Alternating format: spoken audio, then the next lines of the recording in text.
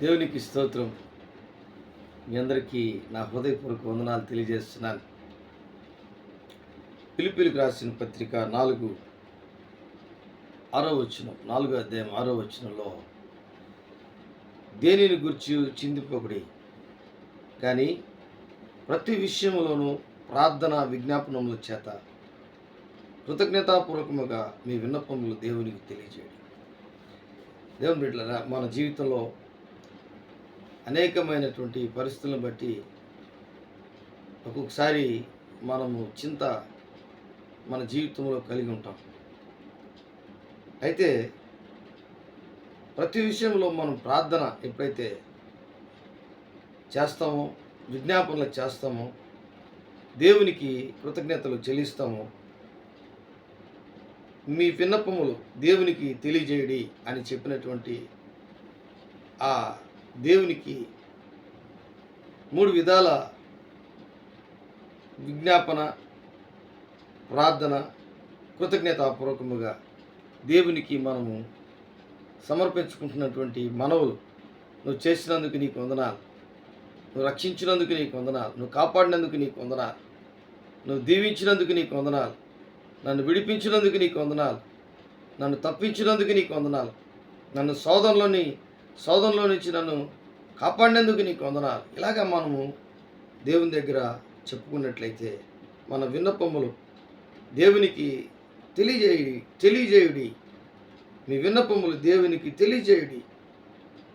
కాబట్టి ఇలాగ మనం ఎప్పుడైతే తెలియజేయడం ప్రారంభిస్తామో వెంటనే మన జీవితంలో అనేకమైనటువంటి మార్పులు. దేవుడు అంటాడు,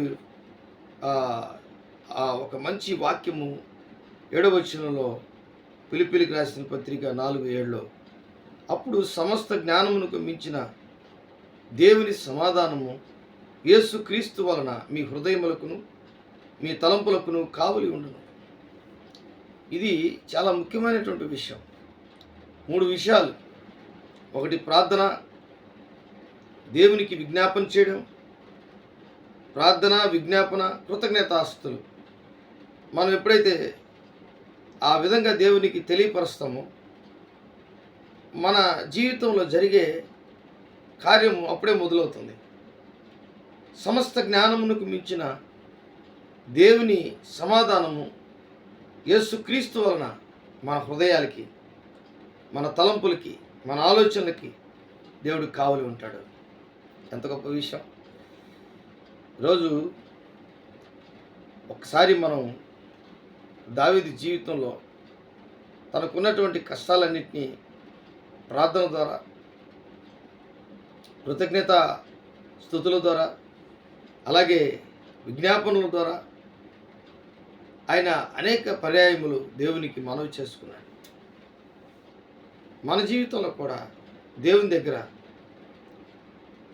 తనకు జరిగినటువంటి ఆ కార్యక్రమాలన్నీ కూడా, నిందలు, ఇబ్బందులు, ఇరుకులు అన్నీ ఏ ఉన్నా సరే దేవునికి దావీదు తెలియపరిచాడు ప్రార్థన ద్వారా. నేను ఉదయమున, మధ్యాహ్నమున, సాయంకాలమున ప్రార్థన చేస్తాను అంటున్నాడు. రాత్రివేళ నేను నా చెయ్యి వెనక్కి తీనంటున్నాడు. కన్నిటితో నేను ప్రార్థన చేస్తానంటున్నాడు.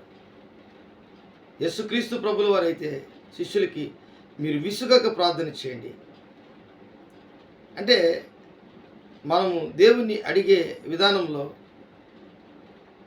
మనకు కాసంత ఆ జవాబు ఆలస్యంగా వచ్చినప్పుడు బాధపడతాం, ఇబ్బంది పడిపోతాం. అయ్యో, ఎందుకు దేవుడు నా మొర ఆలకించలేదు, ఎందుకు నా జీవితంలో కార్యం జరగలేదని. దేవుని బిడ్డలారా, 3 రకాల, 3 విధాల, 3 అంశముల వలె మన జీవితంలో ఈ అపోస్తలుడైన పౌలు, ఒకటి ప్రార్థన, రెండోది విజ్ఞాపన, కృతజ్ఞతాపూర్వకం. అంటే నీకు చేసినటువంటి మేలులు కూడా నువ్వు కృతజ్ఞతాపూర్వకంగా నువ్వు తెలియపరచాలి. నీ విన్నపములు దేవునికి తెలియపరచాలి. ప్రార్థన కూడా, నాకు ఇలా జరిగింది ప్రభువా అని స్తోత్రాలు చెప్పాలి. స్తుతి, ఆరాధన కూడా నువ్వు చేయాలి, ప్రార్థన చేయాలి. ఇవన్నీ ఎప్పుడైతే నువ్వు చేస్తావో ఖచ్చితంగా దేవుడు నీ మొర ఆలకించి ఆలకించడమే కాదు, జవాబు దయచేయడమే కాదు, ఆయన కనుదృష్టిలో ఉండి నీ జీవితంలో అనేక పర్యాయములు దేవుడు నిన్ను తప్పిస్తూ నీకున్నటువంటి ప్రతి ఒక్క బలహీనతలో నుంచి విడుదల కలిగించి ఆయన ముందుకు నిన్ను నడిపిస్తాడు. అందుకే చెప్తున్నాడు, అప్పుడు సమస్త జ్ఞానమునకు మించిన దేవుని సమాధానము, అంటే ఆయన సమాధానం అనుకుంటుంది, ఆయన సమాధానకర్త ఆయన. చూడండి, యేసుక్రీస్తు వలన మీ హృదయములకును మీ తలంపులకును కావలి ఉండడం. కాబట్టి మంచి సమాధానం నీ జీవితంలో జరగడమే కాకుండా నీ హృదయమునకు నీ తలంపులకు దేవుడు కావలి ఉంటాడు. దేవుడి వాక్యాన్ని దీవించి ఆస్వాదించునుగాక. ప్రార్థన చేసుకుందాం. ప్రేమ నమ్మకం కలిగినటువంటి నా యేసయ్య, నేనే ఉదయకాలం ముందు నుంచి నేను ఇప్పటి వరకు ప్రభా నీ బిడ్డలు నైనా ఎవరైతే ప్రభా నీ వాక్యాన్ని చూస్తున్నారో వారిని బట్టి నీకు వందనాలు ఆచరిస్తున్నాను.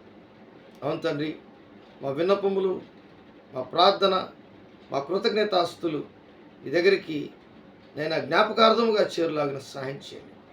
ధూపం వల్లే చేరులాగిన సహాయం చేయండి. అవును తండ్రి, ఒక పొగ భూమి మీద నుంచి ఏ విధంగా లేచి ఆకాశం అంటుతుందో అలాగా ప్రభా నీ సన్నిధికి మా ప్రార్థన, మా విజ్ఞాపనలు, మా కృతజ్ఞతాస్తులు నేను నీ దగ్గరికి చేరి తిరిగి జవాబు పొందుకున్నంత వరకు ప్రభా సహాయము దయచేయమని.